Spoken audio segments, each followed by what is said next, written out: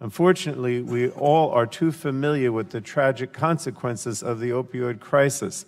91 Americans lose their lives to opioid overdose every day, and millions more are battling this chronic and potentially deadly health condition. In New Jersey, more than 1,900 people died from opioids last year. The crisis has taken such a toll in my community that we're hearing cries for help from some unlikely places.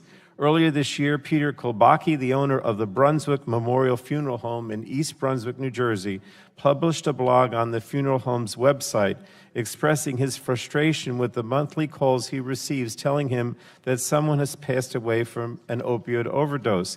And I'd like to share a brief excerpt from his blog because I think it helps capture the true toll of this epidemic on families. And I quote, "I am witness to the parents left with inexplicable grief. I am witness to the spouses left to carry the emotional and economic burden of raising a family alone. I am witness to the children who are left wondering why."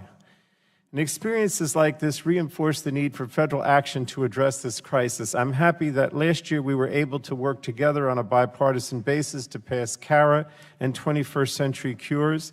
These laws are expanding access to treatment and recovery support services, as well as advancing efforts to prevent the misuse and abuse of opioids. For example, New Jersey is using the $13 million it received as part of the larger Cures law to expand treatment and support services, invest in primary and secondary prevention and training. Through CARA, we also took steps to reduce the amount of opioids in circulation by permitting for the partial fill of controlled substance prescriptions and supporting the expansion of drug disposal sites for unwanted prescriptions.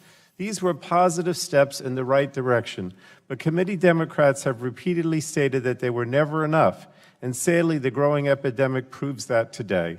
These laws were a down payment on the types of efforts and increased funding that Congress must support to respond and eventually end this epidemic. In addition to supporting positive bipartisan laws and increased funding for substance abuse initiatives, Republicans must end their pursuit of taking away health coverage from millions of Americans. This is the very thing that ensures people can actually access treatment.